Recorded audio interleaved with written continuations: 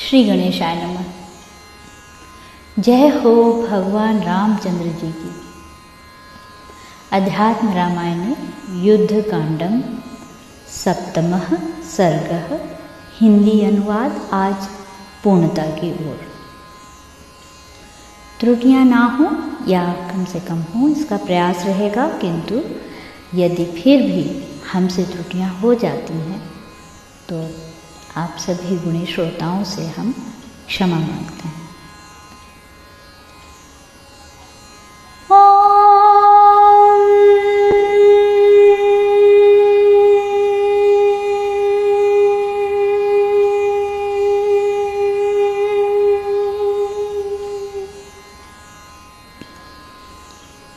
श्लोक 55 से आरंभ।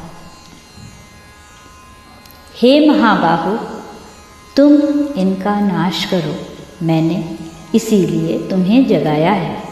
हे महावीर, अपने भाई के लिए इस दुष्कर कार्य को करो। श्लोक 55। राजा रावण के ये दुखमय वचन सुनकर कुंभकर्ण बड़े जोर से ठट्ठा मारकर हंसा और इस प्रकार कहने लगा, राजन, आपने जब पहले सम्मति की थी उस समय मैंने जो कुछ कहा था, आपके पाप का वह फल आज उपस्थित हो ही गया।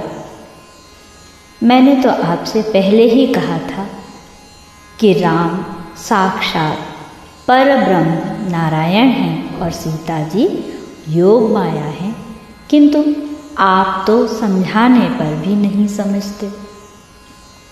एक दिन मैं रात्रि के समय वन में एक विशाल शिला पर बैठा था।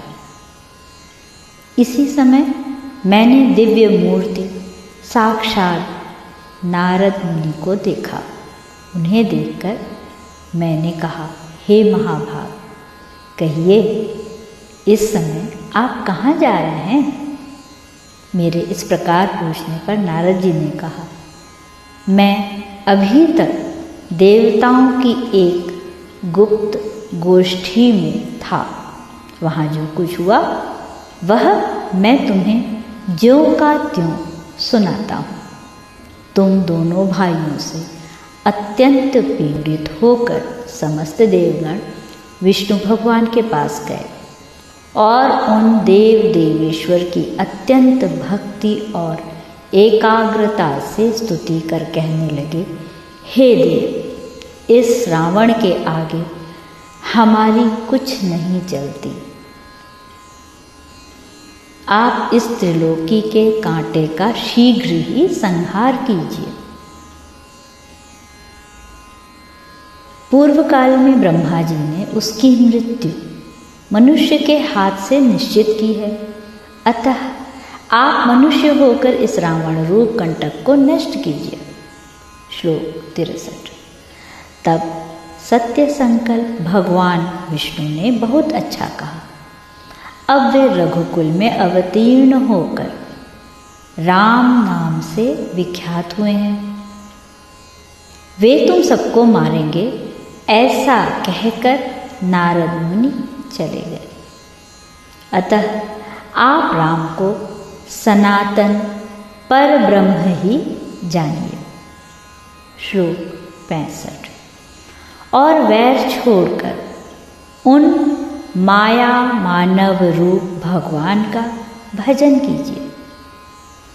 श्री रघुनाथ जी भक्ति भाव से भजन करने वाले से प्रसन्न हो जाते हैं। भक्ति ही ज्ञान की जननी और मोक्ष को देने वाली है। भक्तिहीन पुरुष जो कुछ करता है वह सब न किए के समान ही है। भगवान विष्णु के अनेकों अवतार हुए हैं और वे सभी अपने स्वरूप के अनुसार लीला करने वाले थे, किंतु यह शिव स्वरूप ज्ञान में रामावतार वैसे 1,000 अवतारों के समान है। जो लोग रात दिन मन और वचन से भगवान राम का भली प्रकार भजन करते हैं, वे बिना प्रयास ही संसार को पार कर श्री हरि के परम धाम को जाते हैं। जो शुद्ध चित्त महानुभाव इस भूमंडल में निरंतर राम का ही ध्यान करते और उन्हीं के चरित्र पढ़ते हैं, वे ही सांसारिक विषय रूप महान नागपाश से छूटकर श्री सीतापति के अनंत सुखमय चरण कमलों को प्राप्त होते हैं। श्लोक 70। इति श्रीमदध्यात्म रामायणे उमा महेश्वर संवादे युद्धकांडे 7मः सर्गः।